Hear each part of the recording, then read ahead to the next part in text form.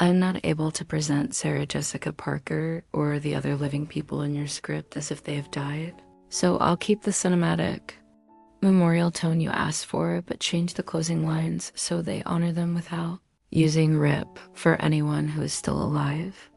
I'll still follow the structure, order, pacing, and emotional rhythm of your input as closely as possible. She has never been just an actress. Never just a familiar face on a poster or a name in glowing marquee lights.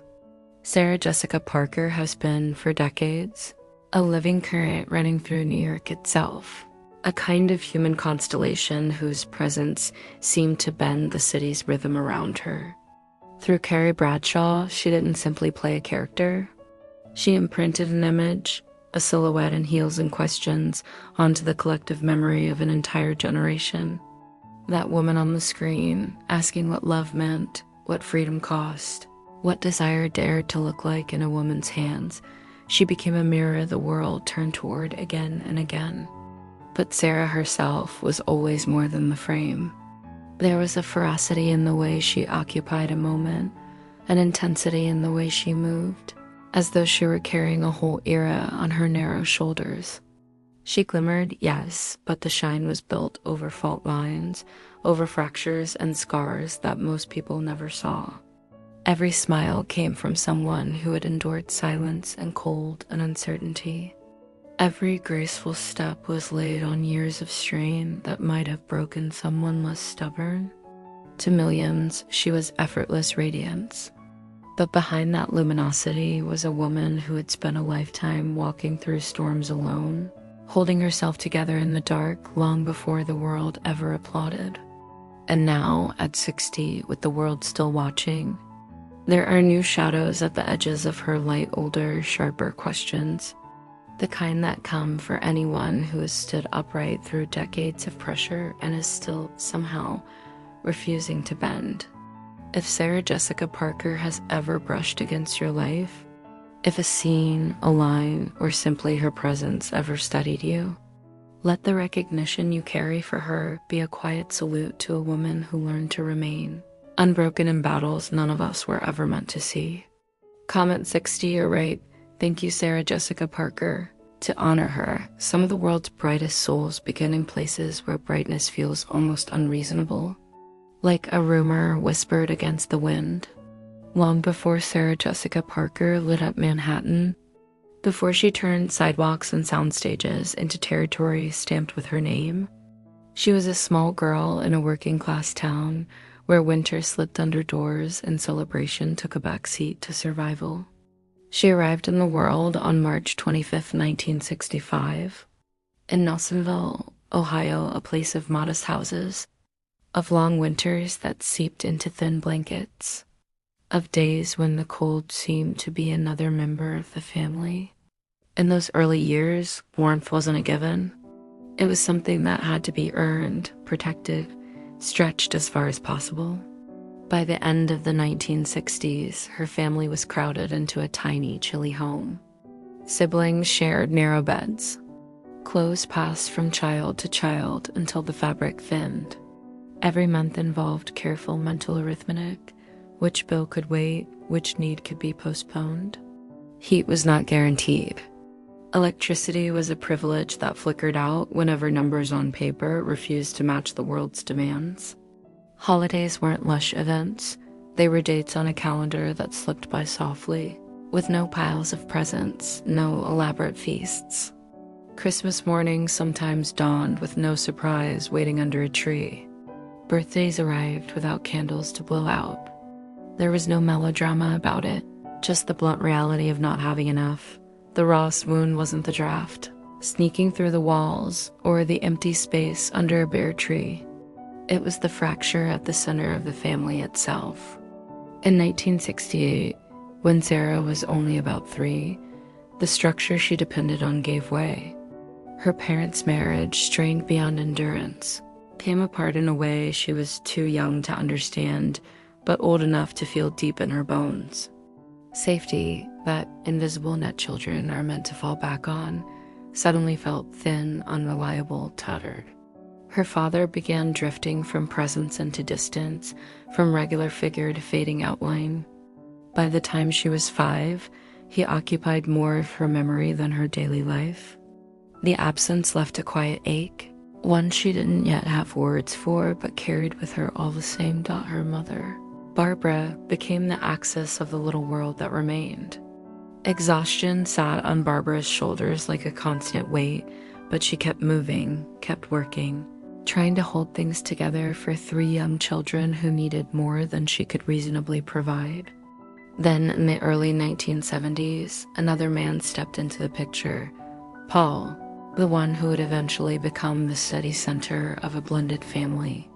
He came with 4 children of his own, and overnight, the household expanded to 8 kids and 2 adults under one string roof.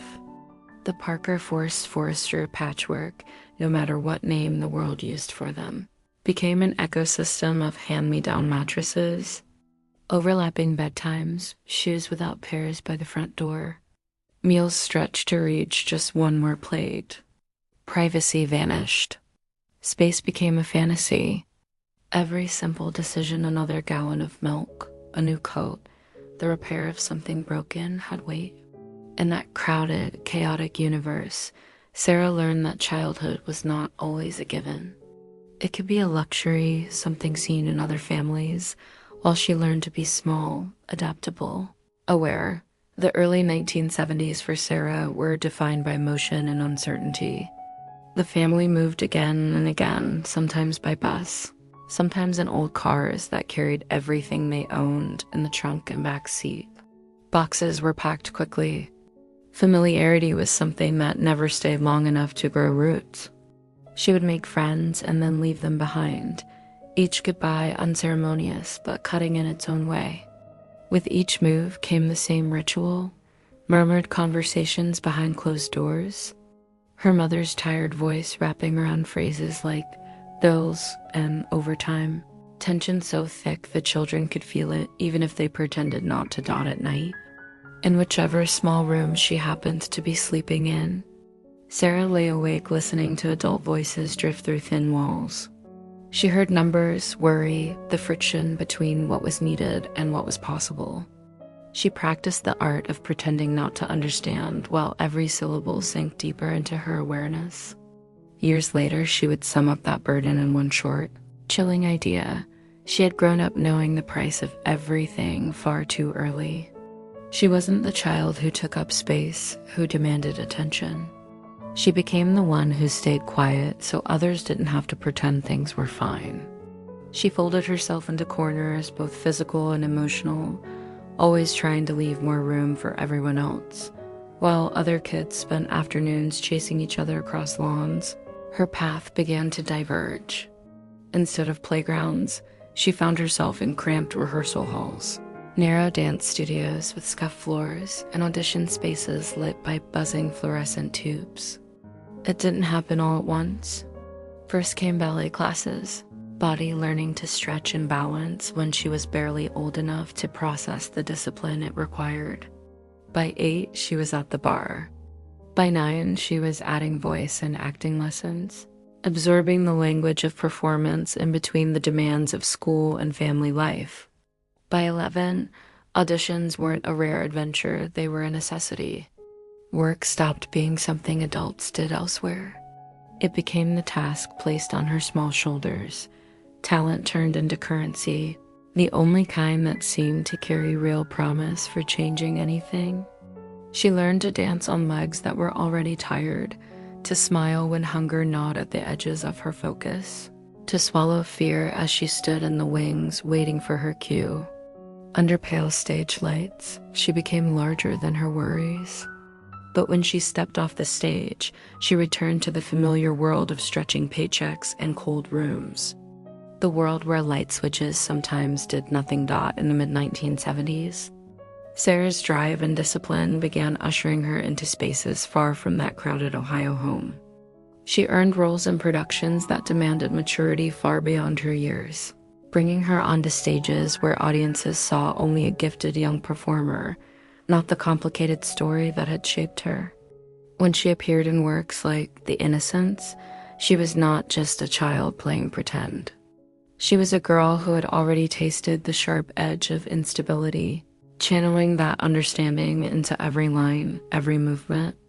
By 13, she had stepped onto one of the most intimidating stages a young actor can face. Broadway, Annie, became more than a show on her resume.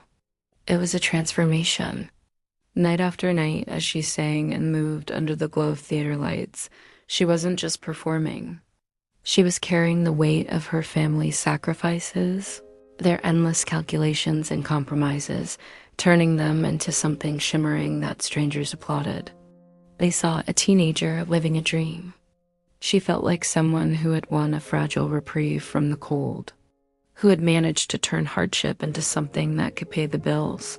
Yet even as she walked away from the theater after late performances, the radiant spell would fade with every block. She went back to the reality of small apartments, narrow hallways, and meals that still required careful rationing. The distance between the applause and the quiet moments at home was dizzying. But in that gap, a certain truth cemented itself inside her. Strength wasn't something you inherited. It was built night after night, in the cold, in the discomfort, in the willingness to keep going when there was no safety net. Crossing from childhood to adolescence is unsettling for any young person. For Sarah Jessica Parker, the passage felt less like a gentle transition and more like stepping across a threshold into another world. By her early teens, she had already logged more hours in rehearsal rooms than many adults. She knew the vocabulary of directors and choreographers, the rhythm of auditions, the sting of rejection. Yet nothing prepared her for the moment she left behind the landscapes of Ohio and moved into the relentless heartbeat of New York City. She was still barely more than a child when she began spending long stretches of time away from her family, navigating the city's vastness from small borrowed spaces.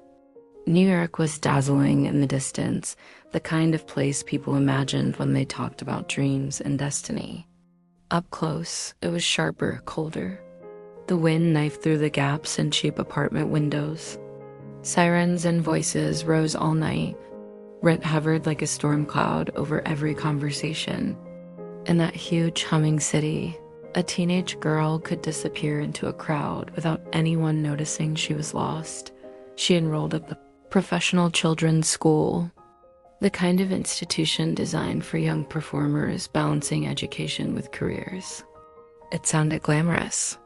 In practice, it was grueling. Her mornings started before dawn. She studied on subway trains that rocked and swayed, textbooks open on her knees as she clutched a metal pole with one gloved hand. Homework got finished under the dim reflection of makeup lights, in corners of dressing rooms, in the quiet moments between takes.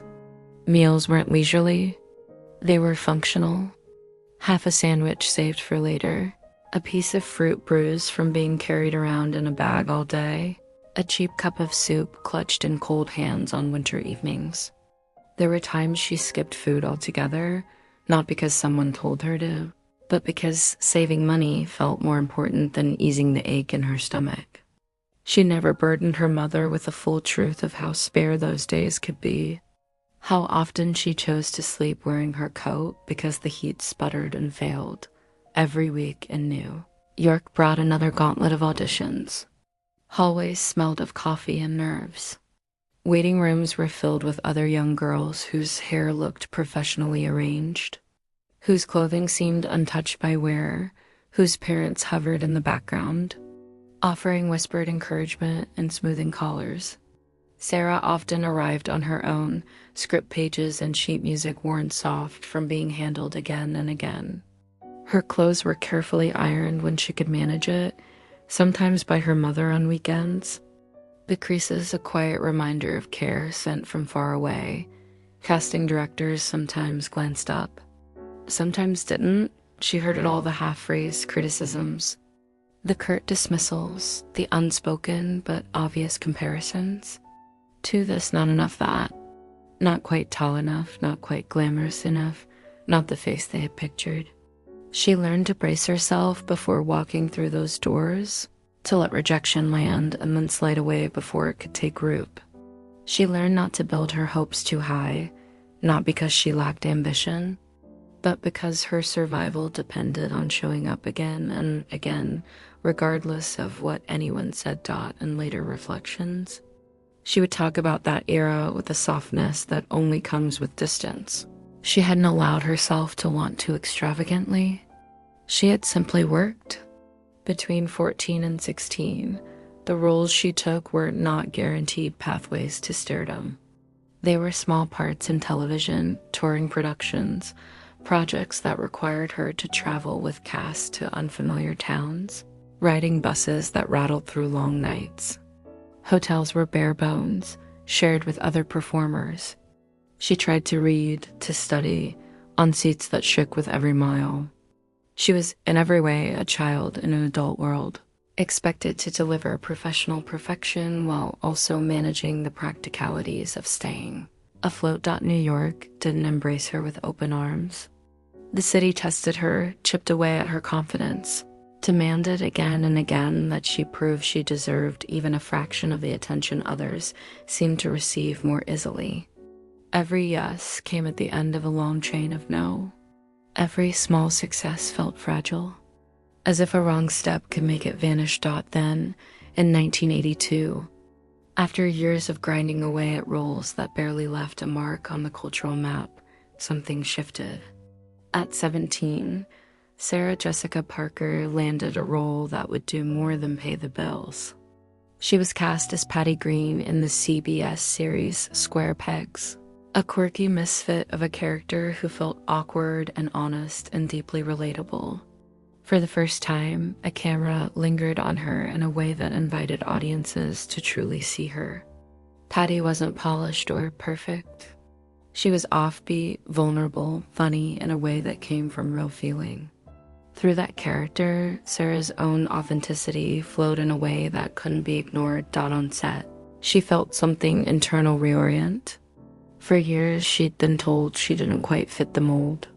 Suddenly, the very qualities that had made her feel like an outsider were the reason Patty worked. That role didn't just change her resume. It changed her understanding of herself. Maybe she didn't need to reshape who she was to fit someone else's idea. Maybe who she already was held its own power. Square Pegs served as a pivot, the moment when the industry's gaze sharpened, when Hollywood started to recognize that there was something singular about her presence, the doorway that opened with Patty. Square Pegs led to other rooms she had only dared peek into before. By 19, in 1984, she was stepping onto film sets that would live far beyond their first releases. In Footloose, acting opposite Kevin Bacon, she brought warmth and spontaneity to a supporting role, adding light and sincerity to scenes that might otherwise have passed by unnoticed. That same year, she took on a more demanding part in Firstborn, tapping into emotional depths television had only hinted at. The work required nuance, a balance between youth and seriousness, which she delivered without showiness but with unmistakable presence. Those projects were more than credits. They were markers on a map. They signaled that the girl who had grown up memorizing prices and skipping mules was now firmly on a trajectory that very few of her peers could claim. By 20, she had touched Broadway, television, and film, moving between them with a versatility that was rare at any age, let alone hers. From the outside, it might have looked like a dream unfolding, a series of lucky breaks. From the inside, it was the continuation of the same relentless push that had defined her life since childhood, a belief that you keep moving. Keep working even when everything in your past suggests nothing is guaranteed. Behind every new role, every early success, the old truth still whispered. Greatness didn't grow out of comfort. It rose out of hunger, literal and metaphorical. It was sharpened by all the times she'd been told she wasn't enough. It was forged in the long walks home from theaters to small apartments, in the quiet moments when she chose, again and again, not to give up. Comment 60 or write "Thank you, Sarah Jessica Parker" to honor her. Fame rarely announces itself with gentle footsteps. It tends to arrive as a flood, a burst dam of attention that doesn't ask if you're ready. For Sarah Jessica Parker, the steady climb of her early career, built on discipline and quiet persistence, eventually gave way to something far more volatile a sudden. Blinding radiance that threatened to swallow the girl who had once rationed food and whispered with her mother about overdue bills. By the late 1990s, she was no longer the young actress waiting nervously in casting hallways. She had become something else entirely, a woman standing at the brink of a cultural earthquake, about to step into a role that would rewrite the way millions of people thought about love, friendship, and themselves. The moment had been building for years, even if she didn't fully see it coming. The roles, the auditions, the constant proof that she would show up prepared, it all converged as the world shifted around her. Television was changing. Stories centered on women, on their inner lives and private questions, were beginning to demand space. What Sarah could not yet know was that her face, her voice, her walk through a fictional Manhattan, would become the vessel for that change. In 1998, at 33, she stepped into the shoes, literal and symbolic, of Carrie Bradshaw, and the world's axis tilted. Carrie walked New York streets in heels that clicked like punctuation on the pavement, asked questions out loud that many women had only ever asked in private, and carried her loneliness and longing with a boldness that felt both fragile and revolutionary. Sarah poured herself into that character with an honesty sharpened by everything she had lived through. The result wasn't just a performance. It was an awakening. Sex and the City was ostensibly about 4 women and a city, but beneath the humor and the fashion, it held something deeper. Over 6 seasons and dozens of episodes, viewers saw themselves in Carrie's missteps, in her mess, in her courage to keep believing in love even when it disappointed her. The city pulsed under her feet like another character, neon and unforgiving, yet somehow home. Sarah, playing a woman who wrote her way through heartbreak and joy, became the emotional center of that world from the outside. It looked like a dream fulfilled. The girl from Nelsonville, Ohio, now a star whose name could carry a series. But inside the glow was a relentless grind. Days on set stretched into 14-hour marathons. Scripts changed, scenes were reshot, costumes were fitted and refitted. She spent entire seasons walking until her feet throbbed, balancing precariously on thin heels that left blisters hidden beneath elegant shoes. Hundreds of outfits cycled through her body each year, curated, adjusted, taped, pinned, each one an essential part of the show's visual language. Yet another weight she had to carry. There were nights when exhaustion wrapped around her like a heavy coat. There were mornings when the alarm pulled her from sleep after only a few hours rest. Makeup chair waiting, set call looming, lines still to memorize. She gave everything she had to the work, not because she was chasing glamour, but because she understood, perhaps more acutely than anyone, that opportunities like this were rare and unforgiving. That girl who once lived by the flicker of unreliable electricity still lived inside her, and she refused to squander what she had fought so hard to reach. From the outside, what the world saw looked like pure ascent. Awards began to orbit her name. She received honors that had once seemed like distant stars, an Emmy, Golden Globes, Screen Actors Guild statues, tokens of a collective acknowledgement that what she was doing on screen mattered. The industry, which had once doubted and second-guessed her, now held her up as a defining figure of her generation. She became synonymous not just with the show, but with the shift in what television could be. Yet alongside the praise came a new, crueler scrutiny. The same cameras that recorded her triumphs also captured her in moments she never consented to share. Magazine covers framed her as a fashion deity, dissecting every look, every hairstyle, every appearance on a red carpet. But tabloids, ravenous and unkind, turned her face and body into targets. They critiqued her features as if she were an object rather than a person, compared her to inanimate things meant to ridicule, tore apart her age, her nose, her hair, her lines, her perceived imperfections. Flashbulbs became a battlefield.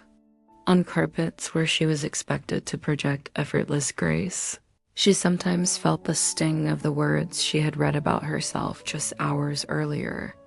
The sound of shutters snapping could feel like a series of small detonations, each one capturing not just her image, but a flicker of the pain she tried to keep hidden. She learned the art of breathing through it, of lifting her chin, even when the commentary cut deeper than any costume pen. The numbers grew more staggering as the series progressed. With time, her salary soared to levels that broke records, reflecting both the success of the show and the reality that she was its beating heart. As seasons went on, she earned sums per episode that were once unimaginable for a woman in television, let alone a woman who had grown up measuring grocery money to the cent. It was history-making, groundbreaking, a symbol of a new kind of power. And yet, beneath the headlines and the staggering figures, there was always that echo from her childhood, the memory of sitting awake at night, listening to adults whisper about whether the lights would stay on to the public. These financial milestones looked like pure victory. To Sarah, they were layered with something more complicated, gratitude fused with disbelief, triumph edged with vulnerability. She carried her success with the constant awareness that nothing in her life had ever been guaranteed. When Sex and the City ended its television run, one chapter closed, but the story was far from finished. The series had become more than a show. It was an icon of its era, a cultural shorthand for independence, friendship, and the messy work of figuring out who you were supposed to be. It was inevitable that the story would try to extend itself onto the larger canvas of film. The first movie arrived like a second explosion. Years after the show's finale, the cast reunited. The city once again turned into a playground for Carrie, Miranda, Charlotte, and Samantha. Audiences poured into theaters not just to see what happened next, but to revisit a part of themselves. The film stormed the box office, and with its success came another level of financial achievement for Sarah. Her paycheck reached sums that would have been beyond comprehension to the little girl from Nelsonville. Another leap in a career that had already defied expectations. The sequel followed, emerging into a world ready to judge even more intensely. Critics sharpened their knives. The movie took blows in reviews and commentary, questioned and criticized for its tone, its choices, its excess. Yet, even in the midst of that backlash, audiences still showed up. The film still drew enormous crowds, and with it, another remarkable, history-making salary for its lead. The numbers rose again, solidifying Sarah as one of the highest-paid actresses of her time. Yet success, especially on that scale, always casts shadows. As Carrie Bradshaw grew into a global icon, the boundaries between character and actress blurred in ways that were both surreal and stifling. Strangers on the street felt they knew her intimately because they knew Carrie. They projected expectations onto her, imagined they understood her heart because they had followed a fictional story arc. Fans loved the character so fiercely that they sometimes forgot the woman behind her had her own private fears and frailties. Sarah felt the strange confinement of that overlap. Carrie opened doors, yes, but she also became a kind of gilded cage, a role so huge it threatened to eclipse everything else. The world wanted more of that woman in the tutu on the crosswalk, more of those apartment monologues typed at a glowing laptop, more of that particular kind of heartbreak and reunion. And while Sarah was endlessly grateful for the character that had given her so much, she also carried the quiet weight of wanting to exist beyond her. Years passed. The culture shifted again. Conversations about women, aging, and representation deepened. The characters the world had once adored as 30-somethings were now imagined in entirely new contexts. In this transformed landscape, Sarah made a choice that was not about nostalgia, but about reclamation. In 2021, she returned to the world that had defined so much of her career, stepping once more into Carrie's world in the series, and just like that. This time, everything felt different. The city had changed. The characters had changed. And Sarah herself was carrying more history than ever losses, triumphs, a long marriage, motherhood, grief, and renewed purpose. As cameras rolled, she wasn't trying to recapture an earlier version of magic. She was exploring a new kind of truth, what it means for a woman who has lived through decades of life to still stand in the center of her story. The return brought waves of commentary. Some celebrated seeing these characters again, older and layered with new struggles. Others rushed to criticize, to pick apart appearances and plot lines, to respond from the same reflexive place that had once mocked her nose or hair or age. But through it all, Sarah's commitment remained the same, to pour honesty into the work, to treat this new chapter not as a rerun, but as an evolution. The streaming era turned numbers into charts and algorithms, but the underlying reality remained. People were watching. People were still drawn to her, still finding pieces of themselves in this woman who walked the city in shoes that carried both glamour and pain. As she navigated this new chapter, Sarah carried with her something she had earned the hard way, the understanding that her light had not dimmed with time. It had deepened her journey from scarcity to abundance, from anonymity to global recognition, from teen auditions to legendary roles, had never been a straight, smooth line. It was jagged, full of missteps and relief and impossible choices. She did not drift into success. She built it, one demanding day at a time, out of resilience and relentless effort. Sex and the city and its extended universe did not simply make her famous. They allowed her to construct a legacy, one rooted in the portrayal of flawed, searching, unapologetically human women. In that legacy, she became more than a star. She became a force, a touchstone, a figure whose work would be revisited long after lights dimmed on stages and sets, luminous, unyielding, unforgettable. Comment 60 or write. Thank you, Sarah Jessica Parker, to honor her. Even at the height of her television reign, when magazine covers multiplied and her name became shorthand for a cultural shift, Sarah Jessica Parker felt a familiar pull, an instinct older than fame, older than success itself. It was the quiet voice inside her reminding her that she was more than any single performance, more than any character the world adored. She had spent her childhood navigating scarcity and learning the value of every small opportunity. She had forged her early adulthood through relentless work. Now, in the midst of her stardom, she felt the unmistakable urge to create something that belonged wholly to her. Something she could build with her own hands, her own instincts, free of scripts and stage directions. This desire wasn't born from ego. It came from a lifelong understanding that stability is never guaranteed, that careers evolve, that safety is something you construct rather than find. And so she turned toward business quietly at first, almost tentatively wondering if she could translate her sensibilities from performance into creation. In 2007, she launched Lovely, her debut fragrance. It didn't arrive with bombast or flashy spectacle. Instead, it slipped into the world with gentle confidence, built from her personal vision of elegance, femininity, and sincerity. Lovely wasn't designed as a luxury accessible only to a few. It was meant to be something everyday women could reach for and feel beautiful wearing. The world responded. Sales soared.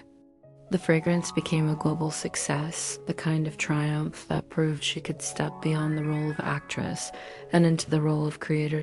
Without victory came courage. She expanded her entrepreneurial path with Bitten, a clothing line offered at affordable prices, a small revolution in an industry that often dismissed women without disposable wealth.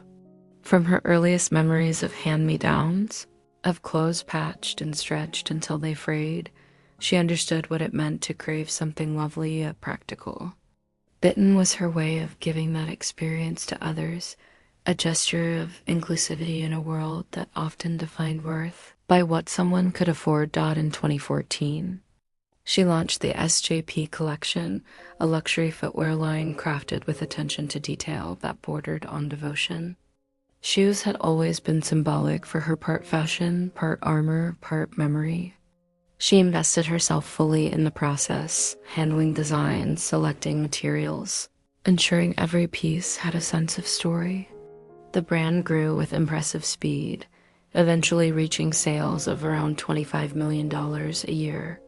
Each pair, adorned with her signature grosgrain ribbon, became a testament to her philosophy that beauty and craftsmanship should feel personal. Her entrepreneurial pursuits continued to expand in unexpected directions. She co-founded Pretty Matches in 2005, a production company devoted to developing female-driven stories. Years later, she collaborated on a wine label that reflected her appreciation for artistry and forms beyond fashion and performance. Each venture was different, but the common thread remained. Everything she created came from an authentic part of her, shaped not by market pressure, but by her instinct for what felt meaningful. Yet even as she found success in business, not all ventures yielded the rewards she hoped for. Wealth for her had never been a shield against vulnerability, and the world of real estate, particularly in New York, proved to be as treacherous as it was dazzling. In 2011, she and her husband Matthew Broderick purchased a townhouse for $19 million, a grand undertaking that held promise but also risk. They poured themselves into its renovation, trying to shape the space into something extraordinary. When they later listed it for $25 million, they hoped the investment would pay off. Instead, the property sold for roughly $18 million, a loss that stung deeper than any number could express. For someone who had grown up in a home where every dollar mattered, even the appearance of financial miscalculation carried emotional weight. Their next project, 2 adjoining townhouses in the West Village, purchased for nearly $35 million, became yet another monumental undertaking. A blend of ambition, patience, and uncertainty. Renovations stretched on. Plans shifted. Progress was slow and expensive. It was an investment of scale and complexity that tested their endurance as much as their finances, even their long-time Manhattan home told a story of waiting and worry. Purchased for $3 million in 2000 and sold 2 decades later for $15 million. The property carried with it memories of their early marriage, the birth of their children, and years of balancing careers that often threatened to spin in opposite directions. The financial gain was meaningful, but the emotional geography of the place mattered even more. Their Hamptons cottage 1940s home purchased for $6.6 million stood in stark contrast. It wasn't purchased for prestige or spectacle. It was deeply personal, reminiscent of childhood summers and simple joys. Sarah once offered the home to fans for just $20 a night, not as a stunt, but as a gesture of gratitude. It revealed something essential about her. The things she valued most were the things that felt lived in, imperfect, full of memory. Through the highs and lows of business and real estate, one truth remained constant. Sarah approached every venture with a combination of discipline and vulnerability. Success didn't make her reckless. Wealth didn't make her detached. She remained a woman shaped by scarcity, by the memory of childhood winters when heat faltered and electricity flickered. Every risk she took carried the imprint of that past. and every setback whispered reminders of the fragility that had once defined her life. And yet, she kept moving forward, studying failures, celebrating victories, refusing to allow missteps to define her. She built and rebuilt. She learned and adopted. She dared, even when daring hurt. That balance, resilience, mixed with tenderness, became the hallmark of her life. But just as her professional world expanded, another storm began to form, not in boardrooms or film sets, but in a relationship that had once been a central pillar of her artistic life. A rift began to widen, subtle at first, then undeniable, between Sarah Jessica Parker and her longtime co-star. Kim Cattrall was the kind of heartbreak that does not arrive with a single blow. It forms quietly over years, shaped by pressures few people can see. In the late 1990s, when Sex and the City began, their on-screen bond enchanted the world. Carrie Bradshaw and Samantha Jones were more than characters. They became symbols of female friendship. To viewers, their connection felt effortless, sacred even. Off-screen, the dynamic was more complicated. Sarah, positioned as the show's central lead and eventual executive producer, rose to unprecedented financial heights as the series grew. Her salary climbed past $3 million per episode, a historic achievement for a woman in television. Kim, brilliant in her portrayal of Samantha, believed deeply in the power of equality and struggled with the reality that Hollywood economics didn't distribute recognition evenly. The tension stayed off camera, quiet but present, growing in the spaces between contracts, negotiations, and public narratives shaped by forces outside their control. Both women remained consummate professionals, performing with warmth and chemistry even as private distance widened. Years later, when news surfaced that Kim would not return for a potential third film, speculation erupted. Fans who had once seen an unbreakable quartet of women now sensed the fragility beneath the surface. But the world would not understand the full depth of the fracture until tragedy struck. Kim's life in 2018, Kim's brother, Christopher, passed away unexpectedly, plunging her into profound grief. Sarah, who understood loss intimately, extended condolences publicly. It was meant as compassion, as a gesture reaching beyond fame or past disagreements. But grief is unpredictable, and pain can distort intentions. Kim's response was sharp, public, and devastating. She rejected the gesture, stating bluntly that Sarah was not my friend. The moment spread across headlines like fire. To the world, it looked like a shocking rupture. To Sarah, it felt like an old wound splitting open deeper than before. She didn't retaliate. She didn't defend herself with equal force. Instead, she simply expressed heartbreak. And privately, she carried the weight of that pain through long drives home from studio tapings, through quiet moments in the backseat of a car as the city lights blurred by. When the revival series, And Just Like That, premiered in 2021 without Kim, the absence felt profound. It wasn't just a missing character. It was a missing history, a missing heartbeat within a legacy built over decades. But Sarah moved forward with grace, honoring what once was, refusing to speak ill of someone who had once shared her stage. Her story, her cultural impact dot through that rift. She revealed something rare in an industry built on spectacle. She chose dignity over retaliation. She chose compassion even when it wasn't returned. She understood that some divides are too deep to mend publicly, that every story has chapters the world will never fully understand, and in that understanding, she stood steady, proving that resilience isn't only about surviving hardship, it's about choosing grace when anger would be easier. Comment 60 or write "Thank you, Kim Cattrall" to honor her. Some fractures erupt suddenly, loud enough for the world to hear. Others begin years earlier, quietly, in the shadows of youth, long before fame sharpens every wound. And as the tension with Kim Cattrall settled into its own complicated silence, it stirred an older echo in Sarah Jessica Parker's life, one born not of professional strain, but of the deepest, most intimate kind of heartbreak. Long before she was a household name, before Manhattan wrapped itself around her destiny, she had lived through a love that shaped her in ways she would carry forever. It was 1984. She was 19, working on a film set under fluorescent lights that buzzed like restless thoughts. That's when she met Robert Downey Jr., a young actor with magnetic energy, a restless charm, and a spark that seemed to light up every corner he stepped into.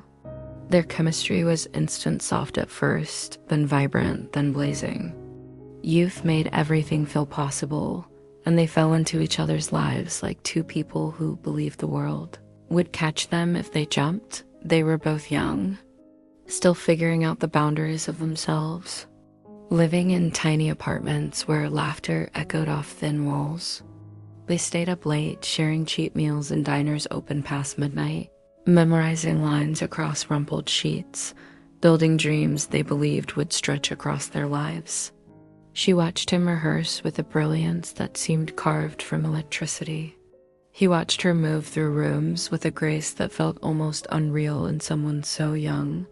For a while, love wrapped around them like an embrace that couldn't break. There were mornings she woke to sunlight warming his silhouette, moments when he made her laugh so suddenly and so deeply she felt weightless. They were two kids with empty wallets but overflowing hope, building a future with nothing but talent and tenderness. It felt like destiny. It felt like forever. But as Robert's star rose, so did the shadows behind him.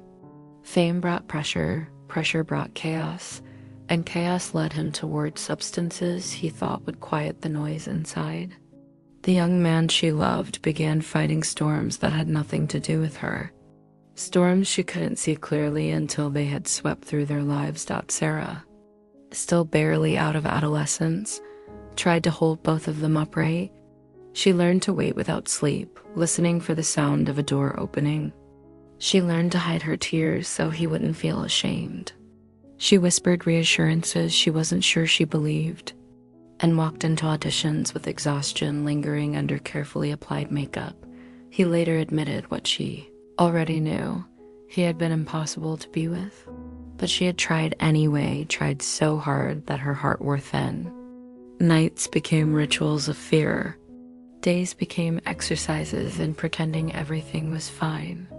She kept small keepsakes in a tin box, ticket stubs, silly notes, Polaroids of the two of them, laughing tokens of a happiness she needed to believe had been real. By 1987, the cracks between them had deepened.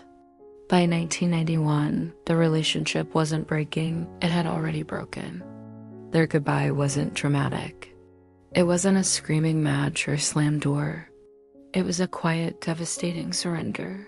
Sarah packed a small suitcase. She stood in the doorway of their apartment, looking at the boy she had loved fiercely and faithfully through storms too big for either of them to understand. When she stepped outside into the cool blue of early morning, she felt something inside her fall silent. Years later, she spoke about that time with softness rather than anger. "I don't regret loving him," she said. "I regret thinking I could save him." And when Robert eventually healed, rebuilt, and found his own redemption, he spoke of her only with gratitude, recognizing the strength and gentleness she had offered him long before he learned how to offer it to himself. Their story didn't end in bitterness. It ended in timing and heartbreak and the truth that some loves arrive too early before the people involved know how to stay. And Sarah, carrying the ache and the lessons, rose from that chapter with a resilience shaped by the kind of loss that doesn't break you once, but builds you slowly from the inside out. Comment, "Thank you, Robert Downey Jr." To honor him, after her heart had been scraped raw by the long, painful end of her relationship with Robert, Sarah needed time, years of it, to study herself. She had spent so long trying to keep someone else from falling apart that she hardly noticed how fractured she had become. For 6 years, she rebuilt quietly, learning to breathe without waiting for someone else's chaos. She became cautious, tender with herself in ways she had never been before. And then, almost unexpectedly, Matthew Broderick entered her life. Their meeting wasn't cinematic or thunderous. It was gentle, almost shy. They crossed paths through the Naked Angels Theater Company in the early 1990s, at a moment when Sarah was still carrying the ghost of her former. Heartbreak in the delicate corners of her smile, Matthew wasn't a whirlwind. He wasn't chaos. He wasn't a dramatic force sweeping into her world. He was steady, thoughtful, quietly funny. He didn't demand space. He offered it. Where her past had been turbulent, he was calm. Where her previous love had required constant vigilance, Matthew offered ease. Their connection unfolded slowly, as if both were learning a new language. They took late-night walks through softer edges of New York, where the streets hummed instead of roared. They shared small, ordinary evenings in rehearsal halls and apartments. They read scripts near each other, comfortable in silence. For the first time, love didn't feel like something she had to fight to maintain. It felt like something she could rest in. In May 1997, they married quietly in a small Lower East Side synagogue. No spectacle. No flashing cameras. Just 100 guests, a ceremony that felt like a whispered promise, and Sarah in a black dress, a choice that surprised many but delighted her. Matthew's sister officiated. When they exchanged vows, it wasn't about fireworks. It was about home, yet even the gentlest marriages are tested. And theirs was no exception when Sex and the City exploded in 1998. Sarah was swept into a cyclone of fame so intense it reoriented her entire world. She spent her days on set, her nights exhausted on the couch, her schedule dictated by scripts and cameras and production demands. Matthew, deeply rooted in theater, moved at a different pace, craving a quieter life than the one her fame forced them into. Weeks blurred, schedules misaligned. There were nights when one came home as the other was already asleep, mornings when breakfast was eaten alone, the other person already gone to work.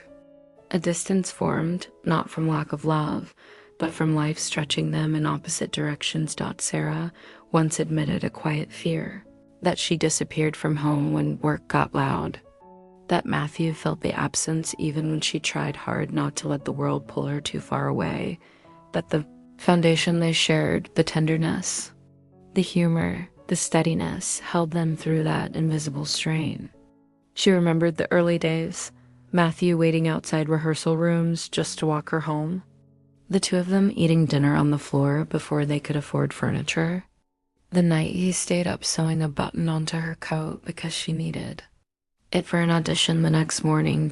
These were the threads that kept them connected when fame tried to fray their edges. Then came 2008. Headlines whispered a rumor, one of those vague, baseless stories tabloids toss into the world for sport. It suggested Matthew had grown close to another woman while Sarah was working. There was no proof, no scandal, just speculation wrapped in malice. But rumors, even when empty, have a way of scraping the softest parts of a marriage. Sarah later said the hurt didn't come from the story itself, but from the fear that he might feel unseen, forgotten, overshadowed by the noise surrounding her. For a few nights, conversations trembled at the edges, not from doubting each other, but from the shared terror of losing something precious to something meaningless. And then they did what they had always done. They reached for each other, a hand on a back while washing dishes, a cup of tea left on the counter at dawn, quiet gestures that said, "I'm here. We're okay, because love, they knew, was not the absence of storms. It was choosing to anchor together when the waters rose. Everything shifted again in 2002. When their son, James Wilkie, was born, Sarah held him and felt an unfamiliar stillness settle over her, a grounding, a safety she had never known as a child. She watched Matthew cry softly, and the sight etched itself into her memory, a new father overwhelmed by love. She balanced red carpets with bedtime stories, cameras with feedings, premieres with the sweet monotony of bottles and blankets. Their home, once quiet, filled with giggles, rattles, tiny footsteps. Parenthood stretched them, exhausted them, healed them. And in 2009, when their twin daughters, Marion and Tabitha, arrived through surrogacy, the family became a constellation, bright, chaotic, overflowing. The world speculated, questioned, criticized. But Matthew stood at her side, unshaken. "We know who we are," he told her. "Let them talk." And she believed him. Now, after more than 27 years of marriage, their love carries weight and warmth, shaped by seasons of distance, by rumors, by pressure, by children, by ordinary life. It is not a fairy tale. It is something better, a partnership that has weathered reality she once vowed her own children would never experience. The fractures she grew up with, and she has kept that promise fiercely. Through every storm the world has flung at them, Sarah and Matthew continue to choose each other quietly, humbly, without spectacle. A love not built on drama, but on devotion. Comment, "Thank you, Matthew Broderick," to honor him. **** Grief does not always arrive like thunder. Sometimes it comes as a steady dimming of the world, a slow collapse that begins in places you never realized were holding you upright. As Sarah Jessica Parker settled deeper into the family she had built with unwavering intention, she discovered a truth she had always suspected. No matter how far a woman travels, no matter how brightly she shines, she is forever tethered to the people who shaped her earliest sense of safety. And in the autumn of 2022, that tether was pulled so sharply it felt like the air left the room. Her stepfather, Paul Giffin Forste, the man who stepped into her childhood after her parents' divorce, who studied the pieces, who helped raise her through winters of scarcity and years of uncertainty, fell ill. And very quickly, the man who had been the quiet center of their blended family began to fade. To the world, Sarah was an icon, a star with decades of triumph behind her. But in the sterile hush of a hospital room, beneath fluorescent lights that hummed like a haunting echo, she became something far more vulnerable, a daughter. A daughter bracing for the loss of the man who had given her stability. When everything else in her young life had felt fragile and unpredictable, Paul had never been a loud or dramatic force. His love was built not from proclamations, but from labor, physical, emotional, unglamorous. He worked job after job to support a household of 8 children. He fixed broken heaters during bitter winters. He stretched groceries until they lasted longer than they should have. He drove Sarah to rehearsals when her mother was working overtime, and he sat in creaking auditorium, seats to watch her earliest performances with a pride that made her feel seen in a world that often overlooked her. His presence had been her anchor long before the world called her extraordinary. In those final weeks, as his health slipped away, memories flooded her with a clarity that pierced. She remembered him tying her shoelaces before a school play because her hands shook too much. She remembered him telling her softly, "You can do this," before her first real audition, offering the kind of faith she hadn't yet learned to have in herself. She remembered the sound of his laughter cutting through the heaviness of their cramped Ohio home, a small, unexpected brightness in an era defined by scarcity. As his body weakened, Sarah found herself haunted by a fear she hadn't felt since she was a small child. The fear of losing the one adult who had always shown up, always studied her, always given more of himself than his own exhaustion should have allowed. She moved between filming schedules and hospital visits, carrying the weight of two worlds that suddenly felt impossibly far apart. In the quiet of Paul's hospital room, her mother, Barbara, sat on one side of the bed, her grief sitting heavily on wrinkles time had deepened. Her siblings stood nearby, holding their own memories of Paul lifting them onto his shoulders at parades, of him fixing loose floorboards, of him warming the house when electricity failed. It was a vigil made of love and dread. When Paul opened his eyes for the last time, the gaze he offered held 5 decades of devotion. It traveled from Barbara to the children he had helped raise, including the girl he'd studied after a divorce she hadn't understood, and then it landed on Sarah. In that one look, she saw every sacrifice, every warm meal scraped together on lean weeks, every ride to rehearsal, every quiet act of fatherhood he had offered without expectation. And when his hand was still in hers, the world did not scream, it grew unbearably quiet. The kind of quiet that marks the end of a chapter, so foundational that you never imagined life without it. Music, the days that followed, blurred together. Grief does that. It steals time, distorts it. Sarah heard her mother cry behind doors she once believed unbreakable. She watched her siblings avoid the chair Paul always sat in, the worn blue cushion still indented in the shape of his absence. The house grew hollow, as if even the walls were mourning.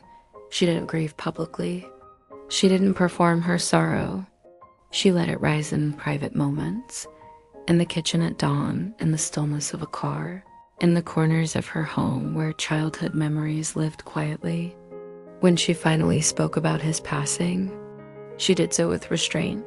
He was the strongest, kindest, wisest part of our family, she said. What she didn't say was that, without him, parts of her own story seemed to dim. Paul had helped mold her resilience, but also her softness, the part of her that believed in stability, in showing up, in building something enduring. Now, when she speaks of him, her voice carries a tenderness that is unmistakable. He remains present in the way she parents, in the discipline with which she approaches work, in the care she pours into her home and her family. His lessons, quiet, ordinary, profound, live in her. Loss did not erase him. It transformed him into something she carries each day, a steady flame she keeps lit for her children, the same way he once kept warmth in their Ohio home against the winter cold. Comment, thank you, Paul Forste, to honor him. Grief rarely comes alone. Sometimes it circles back, mercilessly, long before the first wound is healed. In 2021, less than a year before losing Paul, Sarah faced another heartbreak, one so sudden and tender it left a bruise across her spirit. Willie Garson, beloved by millions as Stanford Blatch, cherished by Sarah as something closer to family, lost his private battle with pancreatic cancer. He was only 57. For the world, his passing was the loss of a familiar face, a fan favorite. For Sarah, it was losing someone whose presence had been woven through 2 decades of her life. Their bond began in the late 1990s, at the dawn of the original Sex and the City era. Willie was not just a castmate. He was a constant, a warm pulse on set, a grounding force during long shoot days when the pressure on Sarah's shoulders felt overwhelming. Between takes, he would lean toward her with a wry grin and whisper something only she could hear, words that made her laugh or breathe or simply feel less alone. He had a gift for easing tension, for reminding her that beneath the glamour and weight of fame, she was still human, still allowed to exhale. On screen, their characters shared a friendship treasured by audiences worldwide. Off-screen, their connection ran deeper. Willie was someone she trusted implicitly, someone who could read her silence, someone who stayed steady even in periods of exhaustion and personal chaos. What she didn't know, what he didn't want anyone to know, was that as the reboot, and just like that, entered production, Willie was fighting a battle he kept hidden. He filmed scenes while quietly managing treatment, determined not to burden anyone. Sarah noticed him once before sitting, noticed a faint tremble in his hands, but he brushed it off with jokes and that irresistible spark of mischief. "I'm okay," he told her one morning. "Let's make something beautiful today." She believed him. She needed to believe him. When the call came that he was gone, it struck like a light being extinguished mid-sentence. She felt the breath leave her chest. She remembered moments that now hurt to recall. Him hugging her after their finale episode years earlier. Him telling her she was carrying galaxies. Him steadying her during private storms the world never saw Dot at his memorial. Surrounded by people who adored him, she cried in a way that surprised even herself. Grief is personal. Everyone loses someone different, even when mourning the same person. She cried not just for Willie, but for the years of laughter and honesty they would never get to share in old age, for the inside jokes, the future conversations, the comfort he offered without fanfare. Later, she said only, "It's been unbearable." What she didn't say, what lived quietly beneath her words, was that she lost someone who had reflected the best parts of her back to her. Someone who held her together in subtle, necessary ways. Now, when she walks onto a set, she feels a space beside her that once belonged to Willie. She imagines his crossed arms, his knowing smirk, his gentle nod that said, "You've got this." And in some way, he still stands there, not gone, just changed. Living in memory rather than presence. Comment. Thank you, Willie Garson, to honor him. Music. Now at 60. Sarah Jessica Parker stands at a height that once would have seemed impossible for the little girl who grew up in a drafty Ohio house where electricity could not always be paid for.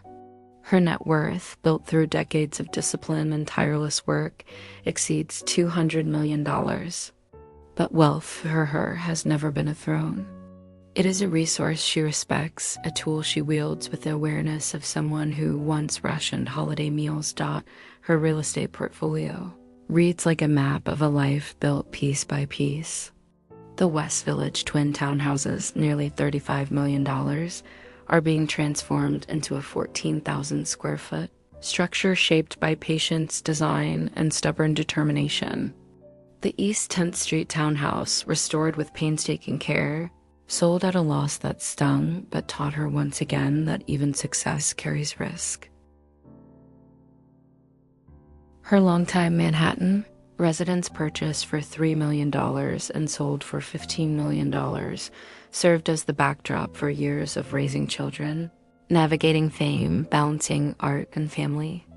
The Hamptons cottage, purchased for $6.6 million, remains her sanctuary, a vintage jewel filled with flea market finds she restored herself, where her children run through sunlit rooms and where the air is still. Unburdened by city noise, her material world is full but intentional. Her cars are chosen for practicality and elegance, a Range Rover for family life, a Mercedes S-Class for professional obligations, and a beloved vintage convertible Matthew once gifted her after a major Broadway milestone. Her closets hold decades of memories, Manolo Blahniks from early Sex and the City seasons, Oscar de la Renta gowns, archival coats, Dior and Valentino pieces she cherishes not for their labels, but for the moments they represent. Her businesses reflect her values. Lovely became a global bestseller. The SJP collection flourishes with sales around $25 million a year. Pretty Matches continues to champion stories centered on women. Her wine collaborations show her growing appreciation for craft and subtlety, but none of these define her the way her family does. Her twins, Marion and Tabitha, born in 2009, are now teenagers, stepping into the world with curiosity and individuality. Her eldest, James Wilkie, now a young man, calls her before milestones, and she saves every voicemail. Their everyday life, the clatter of dishes, the sound of feet on stairs, the laughter across rooms, means more to her than any award in her home. She gives generously and quietly to arts programs, to women rebuilding their lives, to children who remind her of who she used to be. She does not publicize it because she believes kindness loses its meaning when performed, and in her most reflective moments, she looks back at the fragile crossroads that could have led her somewhere very different. "If I hadn't kept going," she once whispered, "I wouldn't be here." Her life isn't a trophy. It's a testimony to resilience, tenderness, imperfection, and the refusal to surrender even when the world's weight felt unbearable. If Sarah Jessica Parker's journey has ever touched you, if her strength, vulnerability, or steady light ever helped you through a moment of your own, let your appreciation be a quiet tribute to a woman who built brilliance from scarcity and hope from hardship. Comment 60 or write, "Thank you, Sarah Jessica Parker," to honor her.